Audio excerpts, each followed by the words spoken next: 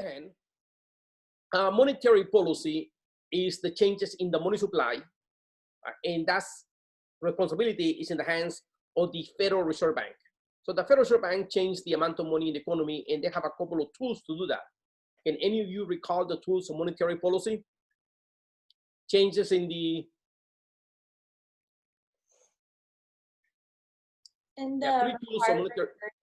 changes in the what, Melody? The required return. Yeah, changes in the required reserve. And Ruth, how does that changes money?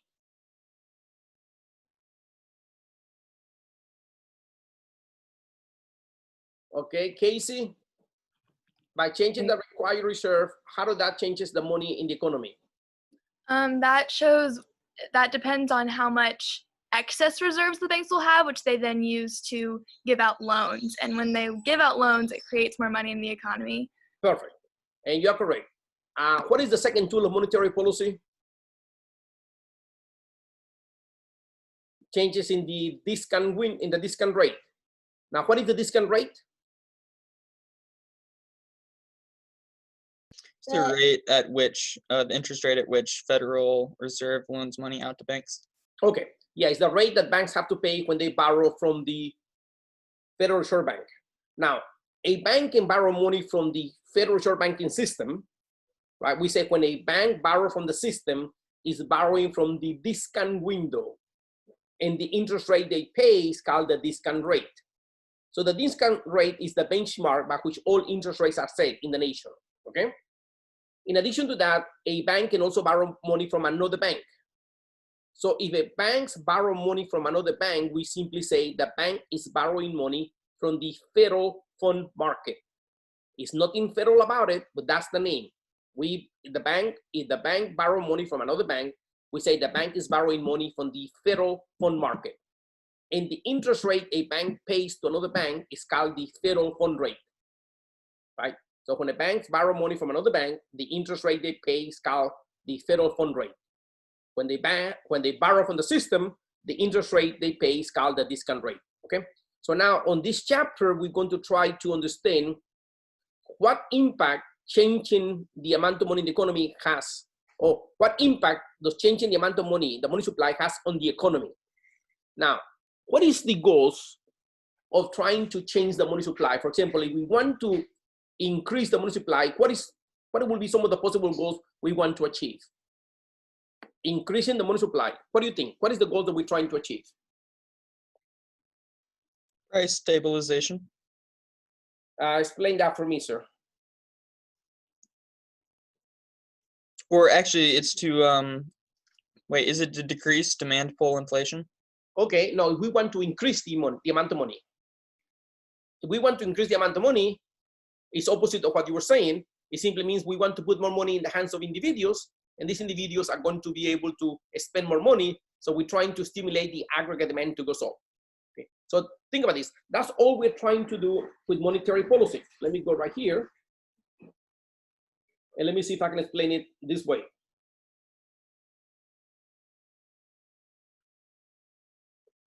Okay, the United States government controls the amount of money in the economy. For some reason, let me change the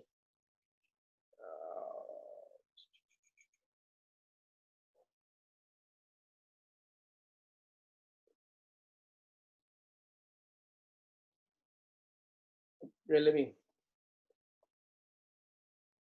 share my screen, and let me see if this will work. Okay.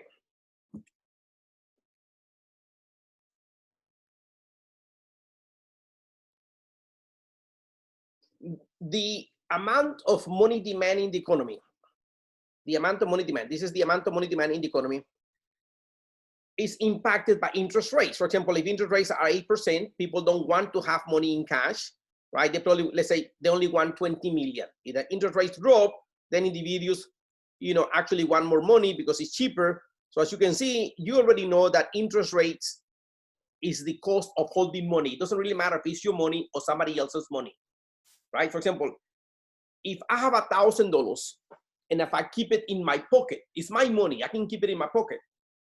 By doing that, I'm experiencing a loss.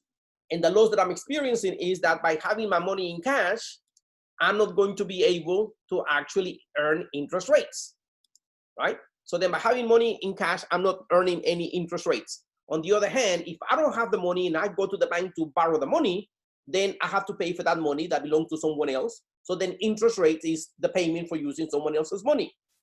So then in reality, interest rates is the cost of money. It doesn't really matter if it's your money or someone else's money, okay? So then the lower the interest rates, the more we're willing to hold. Now, the money supply is in the control of the government. The government controls the amount of money supply and say, okay, this is how much money we're going to put in the economy. That's the amount of money supply. So then the equilibrium point where some money supply and money demand is going to determine the prevailing interest rates. So for example, we say now interest rates in the economy at this point are going to be 3%. So then interest rates in the economy are determined by the amount of money in the economy and the amount of money demanded. So supply and demand. Now think about this. Why do people demand money? Why do people demand money? And when we're talking about demanding money, this is what I'm talking about. Remember, money can be classified in two categories. We classify money as M1 or M2, right? What is M1?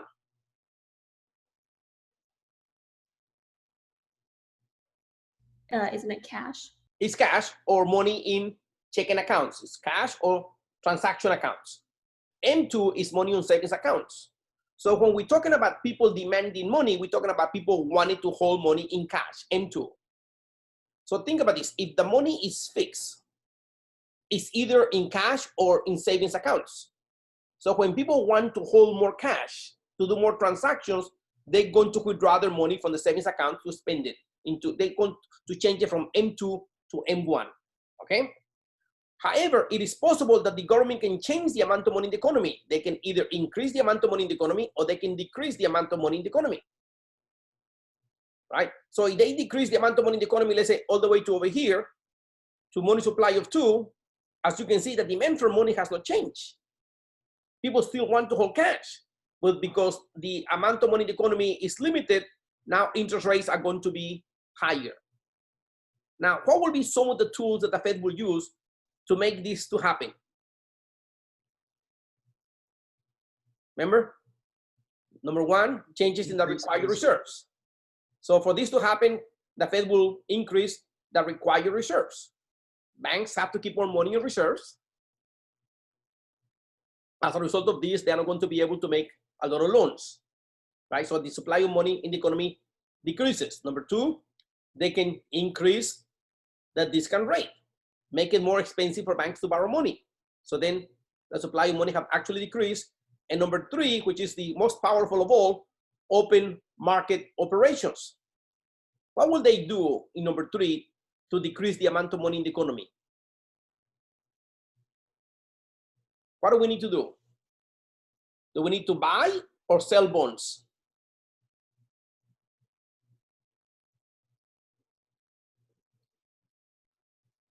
You need to buy bonds so that that cash that you use to pay off the bonds is in circulation. Okay, so think about this. If we want to decrease the amount of money, do we give people more money or do we take people money? Well, we take money from people. So how do we do that? By buying bonds that they have or by selling more bonds to them? Selling bonds to them. Exactly. We're selling bonds to them. We give them pieces of paper that they cannot use for transactions. It's nothing more than IOUs. And then they say, hey, pay me. So they have to pay with cash, right? And as a result of this, then we are subtracting the amount of money in the economy and we just put in pieces of paper that they cannot be used. Okay? So now let's talk about the demand for money. Let's talk about the demand for money. So the question is, why do people demand money? Why do people demand money? What is the reasons why people want to demand money? And let me just go ahead and go right here.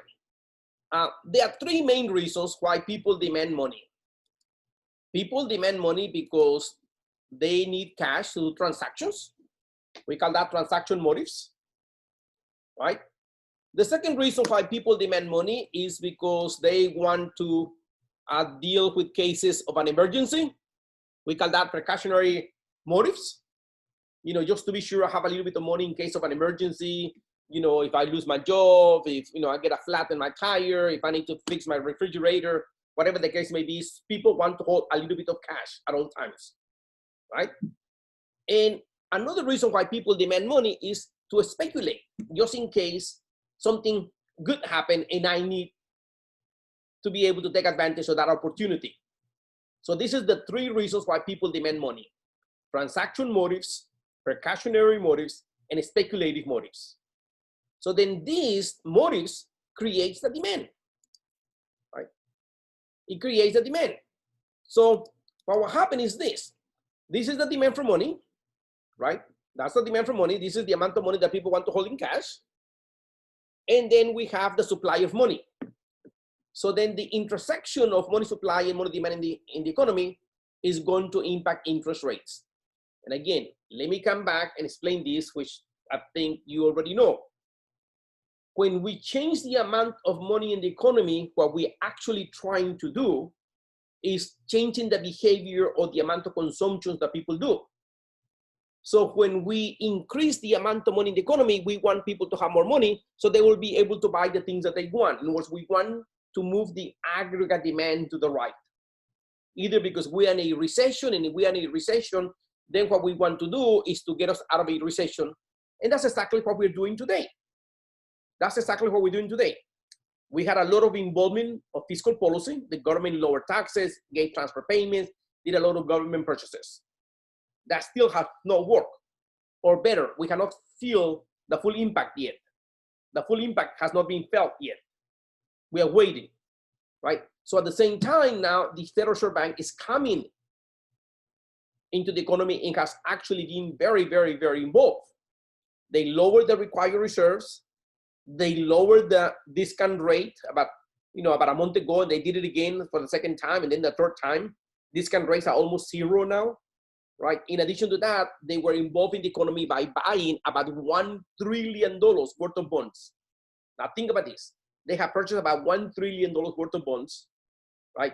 Which simply means they put a lot of paper in the economy and took away money from the individuals. I'm sorry, the other way around. They purchased bonds. They purchased from the individuals and actually put money into the economy, which is very interesting because think about this. The question is, where does the Federal Reserve Bank got $1 trillion to buy these bonds to put in the economy? Do they have this money in a warehouse? And the answer is they do not have that money. They just simply say, okay, I want to buy bonds, and then Sachs say, okay, I have $100,000 worth of bonds that I want to sell. No problem, Sachs. Give me your bank account. And you give them the routing number, 06.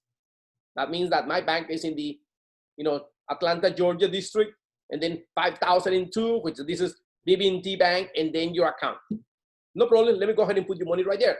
$100,000, tick, boom. I just put $100,000 on your account. Then I go to Cliff and say, okay, I'm going to buy $50,000 from you. Give me your account number. Okay, click, boom, click. There's $50,000 right there. So then the government, Federal Reserve Bank, can create money by just clicking the mouse. Click.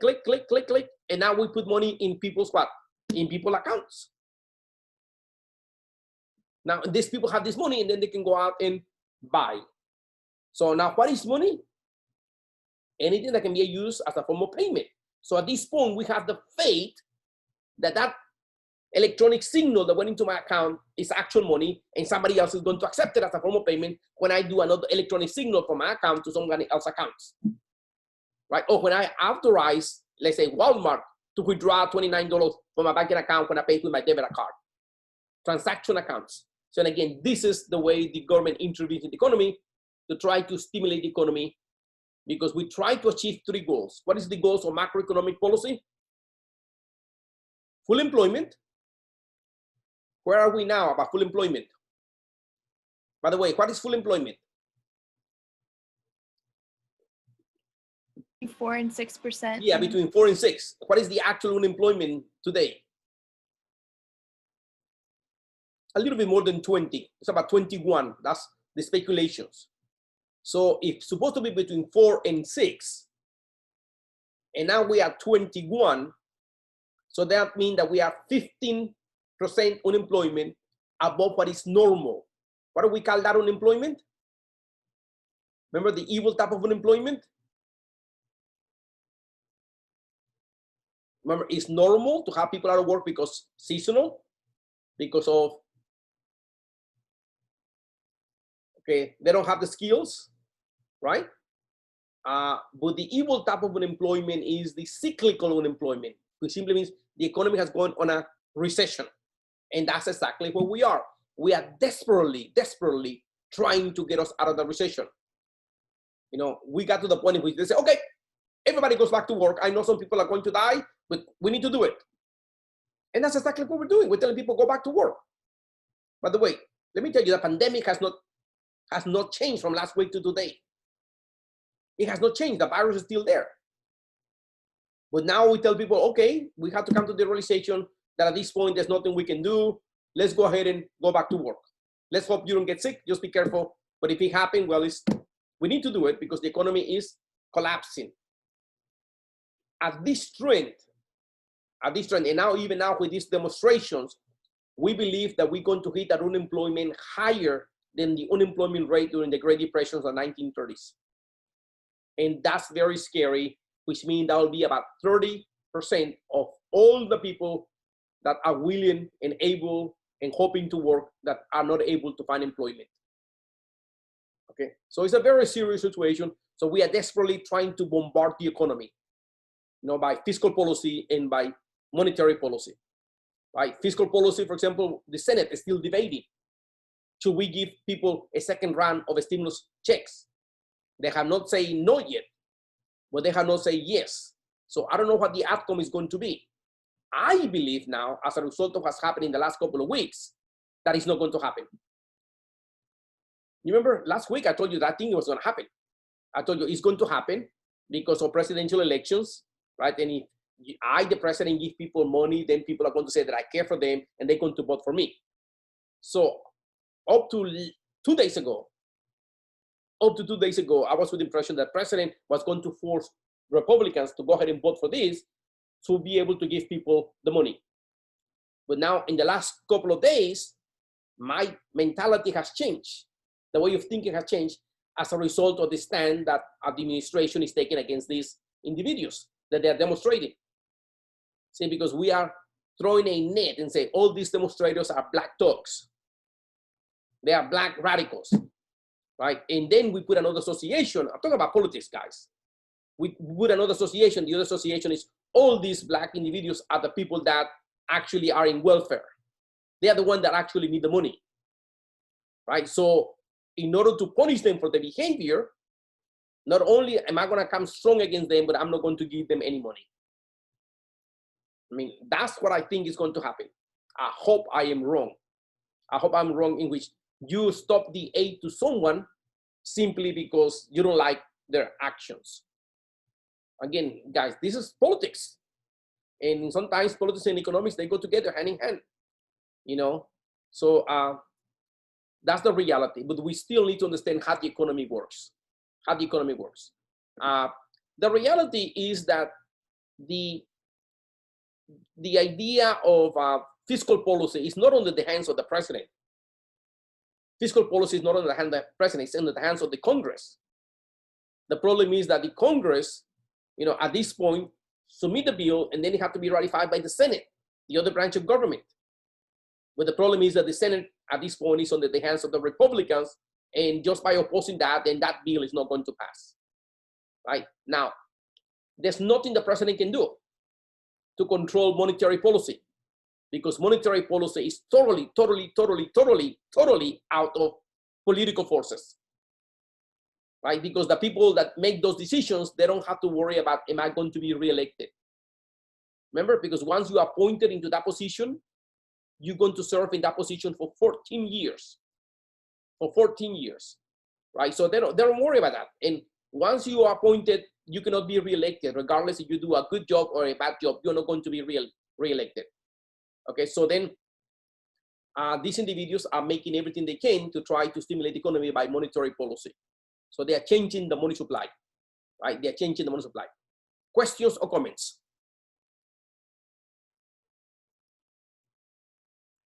Okay, I mean, to me, this is fascinating, guys. To me, this is fascinating to be able to see exactly, how the economy actually works works. So then the money supply and money demand. The Fed controls the money supply, and that's represented by a vertical line, right? So the intersection of the money demand and money supply establishes the equilibrium rate of interest rates, right? If interest rates are high, for example, at 9, there's a surplus of money, right? Which simply means this, guys. If interest rates go up, people borrow less money, right? People borrow less money, and people that have money are going to run to the bank and put their money at the bank because they're going to earn a higher interest rates, right? So that's why we have a surplus of money, which simply means the money is at M2, it's not being used.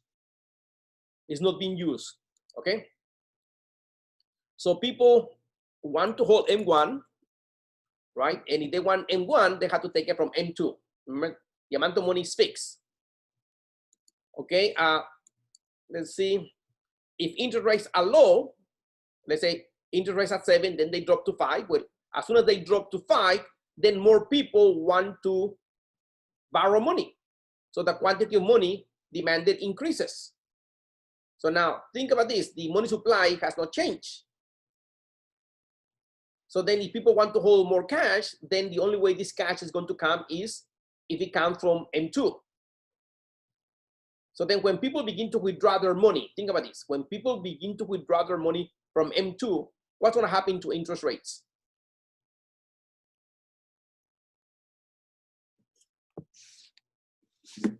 Okay, again, this is a question that you need to think, guys, for a second. They would go down, wouldn't they? It will go down. Hold on for a second, so let me clear here. Okay, the question that I was asking you is this.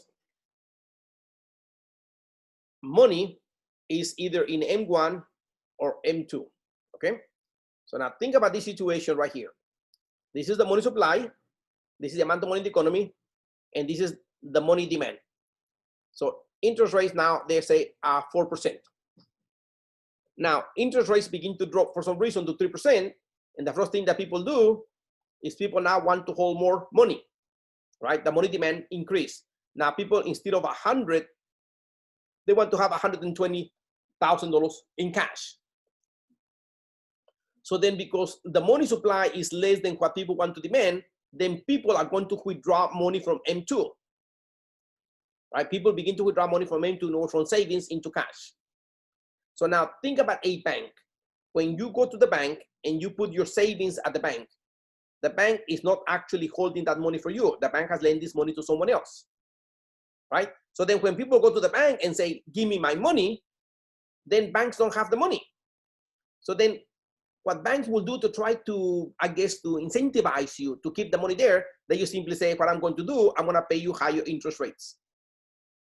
So then when money begins to move from M2 into M1, interest rates begin to increase.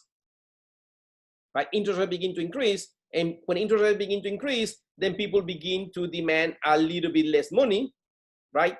And then we go back into a higher equilibrium. So do you remember the things that we have learned about what happened to demand and supply, and what happened to the, hold on for a second, erase, let me see this. Yeah, this work. Okay. We can discuss, for example, the situation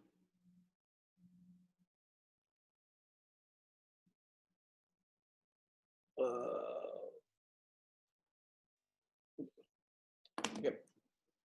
We can discuss the situation, for example, think about the price of pizza, supply and demand, right? So if the demand for pizza goes up, what's going to happen to prices? It's going to go up because people are buying more pizza. Now, if more pizza producers move into town, if the supply goes up, what's going to happen to prices? It's going to decrease because now we have more pizza, right? The same thing with money and interest rates. Remember, interest rates is the price of money. So if the supply of money decreases, the price is going to go up, which means interest rates are going to go up and vice versa. Okay, so coming back to this, the Fed controls the money supply, right? And we already know that the Fed controls the money supply by using a couple of tools, right? The tools that they have is changes in the required reserves, changes in the discount rate, and open market operations. So then by increasing the money supply, we're going to lower interest rates, right? By decreasing the money supply, we're going to increase interest rates. So then when we lower interest rates, this is the tactical movement. What we actually want to do is to increase the aggregate demand. We want people to borrow money and use this money to do more consumption, right? If we lower interest rates, companies are going to be able to borrow money and be able to produce, and the cost of inventory decreases, okay? On the other hand, if we increase interest rates, what we're trying to do is decrease the aggregate demand. For example, we can use this as a strategy to fight inflation. If we have too much inflation, right, we can decrease the money supply, interest rates go up, and then people buy less, right? So this is the end of chapter 15. This is the end of chapter 15. We already went over this. So let me stop right here. Okay, so this is the equation of money velocity, right, and how it actually works in the economy, and that's the things that we're going to learn now on this new chapter. Okay, so let's start. And on chapter 16, which is the last chapter we're going to be covering. Let me go right here, chairs, desktop, chair. On chapter 16, the last thing we're going to cover is now we're going to try to understand supply side economics. So all we have learned up to now, is demand side economics, Keynesian economics. John Maynard Keynes said, look, if the demand is too low, we can stimulate the demand. It's the responsibility of the government to increase the demand. That's Keynesian economics. That's demand side economics. But now on this chapter, we're going to try to see another way of thinking, and this is what is called supply side policies or supply side economics, right? Historically, this is all. Let me come back to this and let me see if I can do it this time. Okay. Historically, oh my.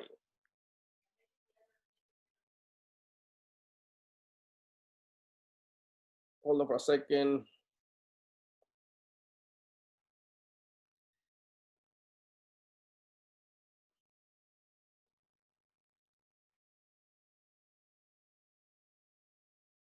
Did I disappear? I think I disappeared.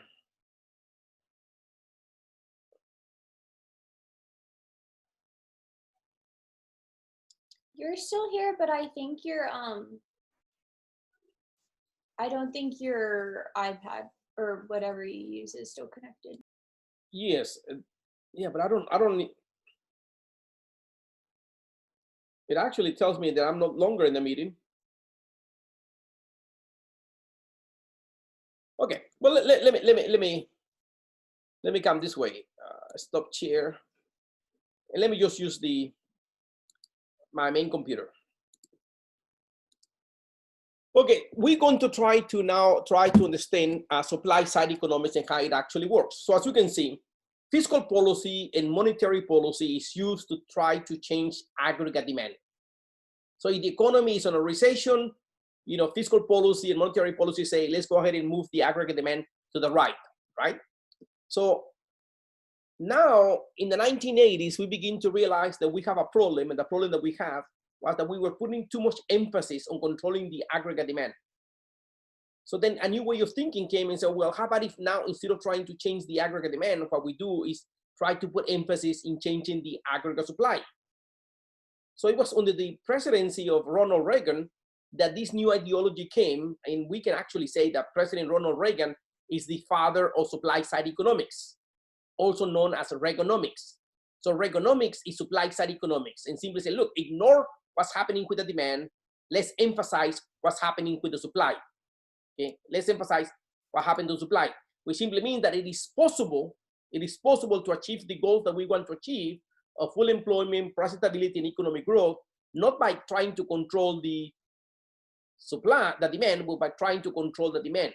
Okay, look, in the 1970s, the US experienced a period of stagflation. What is stagflation? Stagflation is a reduction in output accompanied by inflation. Right? In other words, the economy is stagnated and we still have inflation. So it was something new. We didn't think that was possible. We didn't think that was possible. So then as a result of this, we didn't even know what to call this. So we created a new word. So the word stagflation was created in the 1970s to try to explain a situation in which we have inflation accompanied by unemployment. Because think about this, the way we used to think was this. If people are working, they have income. And if they have income, they're going to buy. And if people are buying, demand will increase and prices go up. So we used to believe in what is called demand pull inflation. Inflation is a result of everybody buying. Everybody's buying, and inflation is going up. Right? So now, if people are not buying, then prices are coming down. So if people are not buying, it's because probably they are unemployed. Well, in the 1970s, we have unemployment, but inflation was still going up. So the economy was not growing, but prices were going up. So at that point, we begin to say, I mean, this is not possible. What are we going to do? So now think about this. And let me put you on pause because I need to stop share. Let me put you on pause, guys, because I need to have my iPad to work, okay? So okay? So again, Reaganomics or supply-side economics is simply a new way of thinking that simply say we can achieve the goals that we want to achieve by combating inflation and unemployment by changing the supply. Like in this graph that you see, if we change the supply to the right, we are able to produce more. And if we are producing more, that means that more people are employed. And now because we have more things, then the prices are going to come down, right? So we are able to kill two birds with one stone, okay?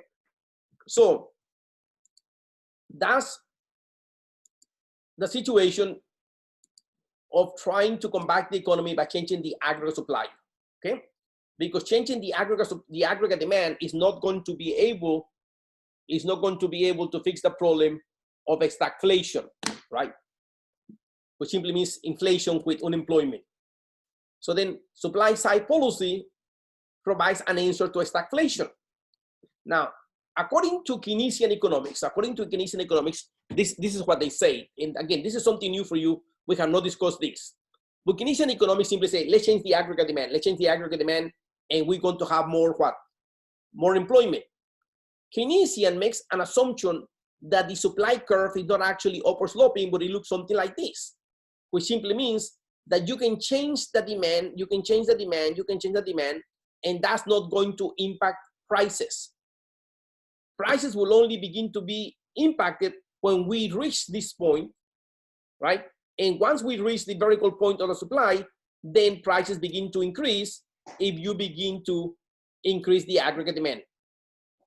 So again, the Keynesian version say supply side is horizontal and then it becomes vertical after a certain point. So then inflation only becomes a problem after we reach the vertical point of the line. Okay? Now, other economists say, no, in reality, the supply side is vertical, which simply means that companies produce at a level that they are comfortable. They're always producing at what is comfortable, right? Regardless of how much the demand is. Companies produce at what they know they can produce. So then if the demand increases, all it does is actually increase the prices because the supply is not going to change just because people want to buy more. In other words, if you are a bicycle manufacturer and people are buying your bikes, you're not going to rip up or increase productivity overnight. It doesn't happen like that, right? So then if the demand continues to increase at a faster rate than production, all is going to happen is the prices is going to go up, okay? So then when we change the amount of money in the economy, then what we're changing is the aggregate demand. So then monetary say that by giving people money, in reality, what they're going to do is create more inflation in the economy, right? So again, that's, and then there's other economists say, well, in reality, the supply side economics is not actually upward sloping and it's not actually horizontal, but it's actually a hybrid version, which simply means that if demand begins to increase at the beginning, an increase in demand does not have a big impact in inflation. It does not have a big impact in inflation, and it goes something like this.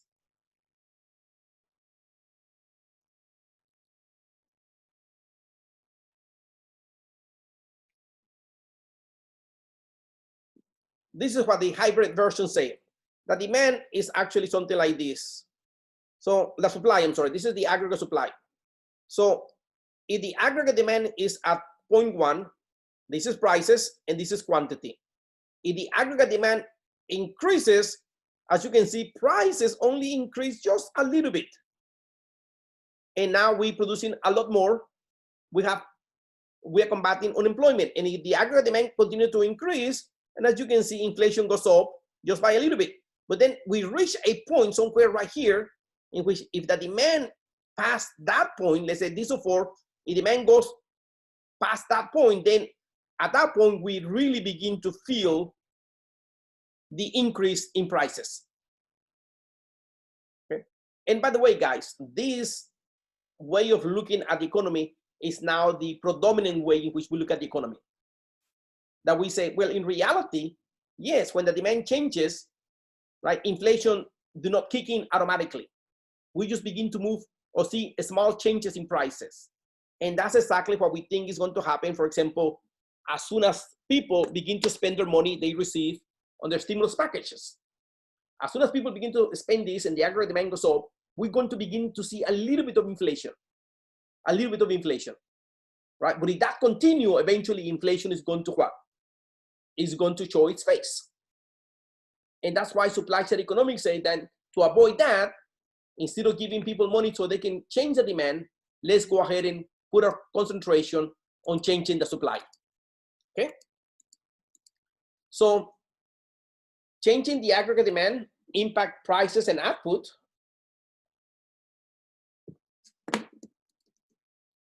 Right? So then fiscal policy or monetary policy, right, is going to affect the aggregate demand, which simply means that it's going to have an impact in employment and also on prices. Right? So we already know there's a trade-off between inflation and unemployment. If we want to combat inflation, we're going to have higher unemployment. But if we want to combat unemployment, then we're going to have, right, higher inflation. Right? So then the solution to that is don't worry about the aggregate demand. The solution is concentrate in changing the aggregate supply. So by changing the aggregate supply, you combat inflation and you combat unemployment at the same time. You're producing more, right? And prices are coming down, and trying to manipulating the aggregate demand is never going to have this impact, right? It's never going to have this impact. So then by changing the aggregate supply, we actually get rid of inflation and we get rid of unemployment. And you can see that in this graph. If we change the aggregate supply from AS of 1 to AS of 2, look what happened to prices. Prices are actually what? Lower, and output is actually higher. So if output is actually higher, that means that companies are producing more, which simply means they have more people working for them.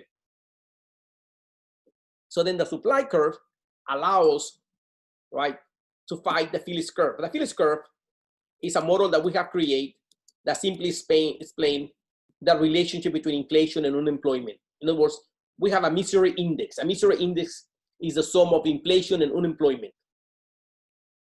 So then by changing the aggregate supply, we're going to have more impact in lowering the misery index at the same time, right? Now, what can we do to change the aggregate supply? Well, tax incentives for savings and investments and work. In other words, we tell people, if you save, you're going to get a tax credit. Now, when people are saving, that means that interest rates are going to drop. And if interest rates begin to drop, then companies will be able to borrow the money to do more investments. Another way is by human capital investment. Now, what is human capital investment? For the government to spend money in training people to become more productive. Another way we can change the aggregate supply is if we deregulate businesses. Don't give them rules. Be also involved in trade liberalizations. You know, allow companies to go to other countries to sell, and allow companies to go to other countries to produce, allow companies to go to other countries and buy from other countries. In other words, all we're trying to do is helping companies to become more productive, right? And also invest in infrastructure development. In other words, highways and roads and bridges and airports, and all that is going to help our companies to become more productive, right, and more competitive, and they'll be able to produce more, okay? And by doing this, we're going to be able to achieve the macro outcomes that we want. Now, how about if we want to decrease the aggregate supply to the left? I mean, I don't know why would somebody want to do that, but let's assume that we wanted to do that. Well, if we want to do that, then what we do is the opposite, you know, the opposite of what we have done to try to increase it to the right, right? So we need to understand that in many cases, negative external shocks, such as natural disasters and war, can impact the aggregate supply dramatically. And we're already seeing this today. The external shock is the situation of the coronavirus. The coronavirus has forced companies to let go of the workers or shut down. And as a result of this, the aggregate supply has actually moved to the left. Again, Keynesians say lower taxes so people will buy more. Supply side say, no. What we need to do is actually not reduce the taxes, but reduce the marginal taxes. The marginal taxes simply means it's the taxes at the very top, the people that make a lot of money. Because the people that make a lot of money are the business owners. And if we lower the taxes of the business owners, then they're going to have more money, and these people are going to invest in their companies to try to make more money. So by investing in the companies to try to make more money, they're going to hire more people, and they're going to produce more. See, this is the ideologies. Or who do we help? Do we help the poor people? Or do we help the wealthy people, the business owners? Right? So supply-side economics say that we're supposed to help the people at the top end, because the people at the top end is the one that are actually creating the jobs. Okay. Any questions? Which is very interesting. Think about the ideologists. They say, hey, don't worry about giving money to poor people. What we have to do is allow the people making a lot of money, the Jeff Bezos and the Bill Gates, to continue keeping more of their money. Because if they keep more of their money, they're going to reinvest it in the companies. And when they reinvest in the companies, that's going to create even more jobs. Do you agree or disagree? Well, theoretically, it makes sense. Theoretically, it makes more sense. You know, but the people at the lower end don't agree with this. And we see this. I mean, think about this. What is this protest going out there today? It's not only because of police brutality. See, it's not only because of police brutality. It's because the Black population in the United States have reached a point in which they say enough is enough. There's a lot of inequalities, right? Racial injustice, right? Income inequality, wealth inequalities, salaries inequalities, and we want to be treated just like everybody else. So then the idea of let's give the money to the very wealthy people probably does not sound very compelling or very, it's not a very popular thing for the people in the lower end of the spectrum. Talking about income speaking, in other words, the people at the lower end of the income earners, right? And think about it. This is a war of ideologies. This is a war of ideologies. The people at the top, the people that they're doing good, they're okay with the status quo. They're okay with the status quo. I'm okay with the status quo. I live good. I have a nice house. I have a nice car. I have a nice income. I feel secure on my employment. So I'm okay. Nothing has to change. With the people in the other end of the spectrum, right, that they don't see opportunities, they want things to what? They want things to change. So, like it or not, guys, we are in a historical time in our history.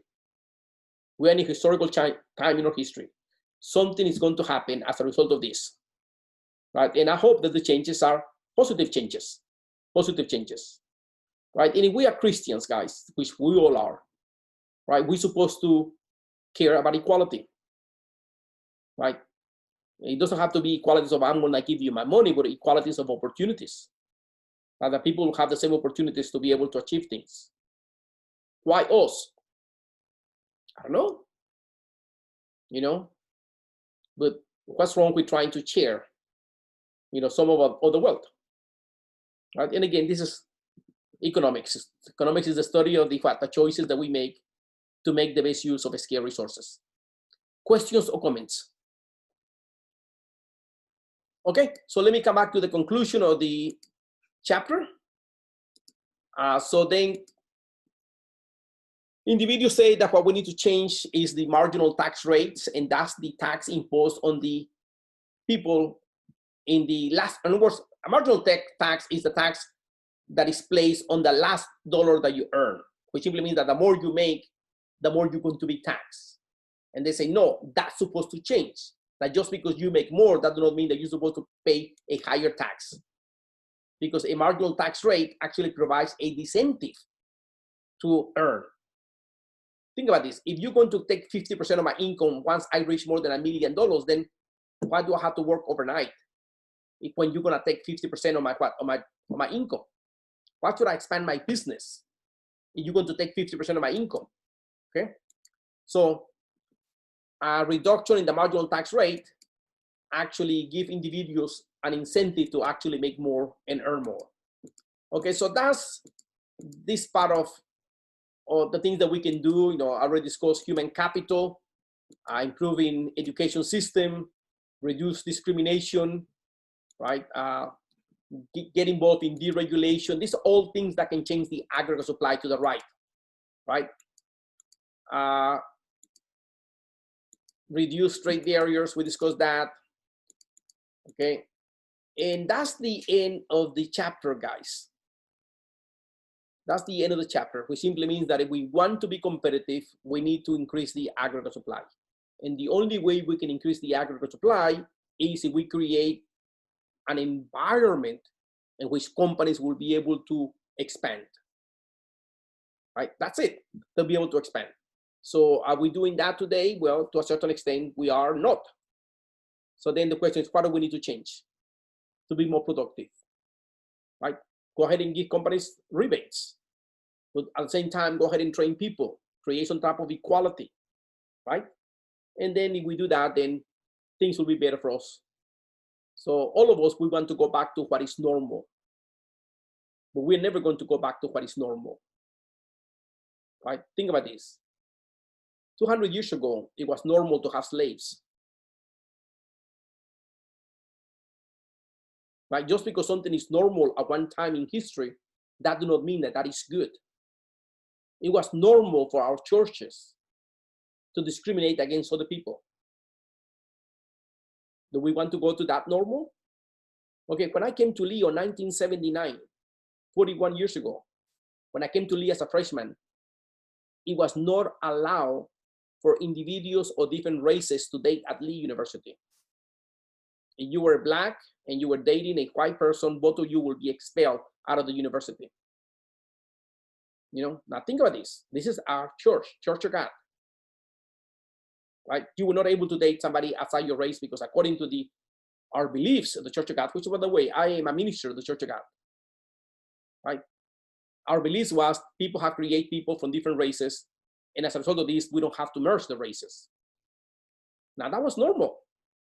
And as a result of that, you know, individuals were discriminated. I have a couple of friends that came to school with me in the 1970s. Mark was from South Africa. very smart young man. He came to Lee and he began to date a young girl from Virginia, a white girl. And both of them were actually expelled, right? Both of them got married and both of them went to another school, right? And both of them now are missionaries actually working in the field in Africa, right? But again, as you can see, these were my friends. They were expelled out of school simply because they were doing something that was not normal. So what is normal? What is normal is what we accept as normal. So I don't know what the new normal is going to be in the future. I just simply hope that what we do, that will be good not only for a certain type of people, but for all the people.